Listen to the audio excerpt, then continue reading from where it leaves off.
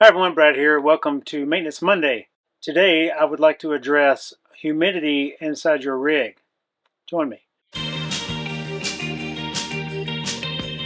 As the cold weather is upon us and people are camping in the cold conditions, often you are closed up more than you would be in the summertime, meaning all your windows are closed, your vents are closed, your doors are closed, curtains are closed, etc., and you're running the propane furnace.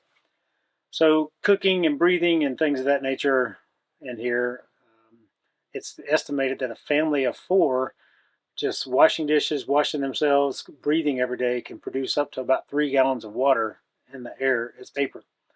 If you don't let that vent out in your trailer, it could turn into a problematic aspect. Your trailer was designed primarily for recreational use and short occupancy.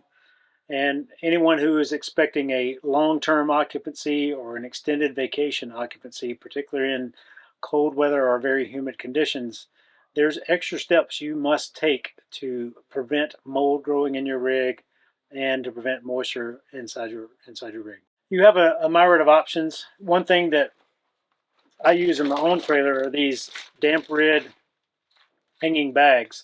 You can get them pretty cheap at anywhere. Hang them in the closet, hang them under the cabinets, hang them in the bathroom, hang them wherever. In addition to the hanging bags, you can also get the damp rid buckets. They make a variety of sizes, so particularly when you're storing your rig somewhere, it might be a good idea to put one of those inside your rig. You can also get a dehumidifier and or leave your windows cracked during certain times of day.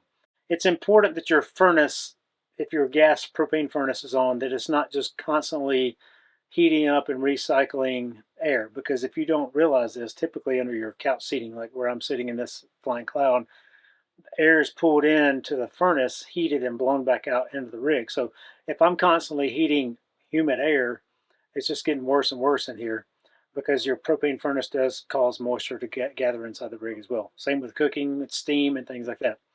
So anytime you're cooking, you should always have your range hood vent on, venting steam and heat outside.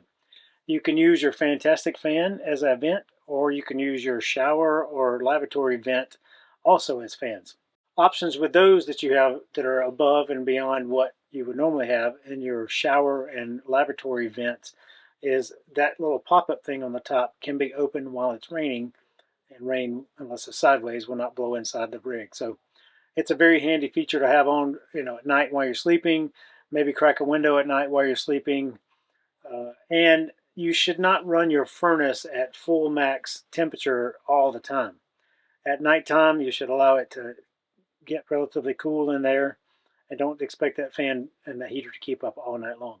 In the general information of your owner's manual, and I encourage everybody to read it, it talks specifically, and almost a page and a half worth of text in there is about moisture control in your rig, because it is a serious problem. But whenever you're laundering anything or cooking anything or showering or just excessive use of water and steam, it's always recommended, regardless of the time of year, to vent that out.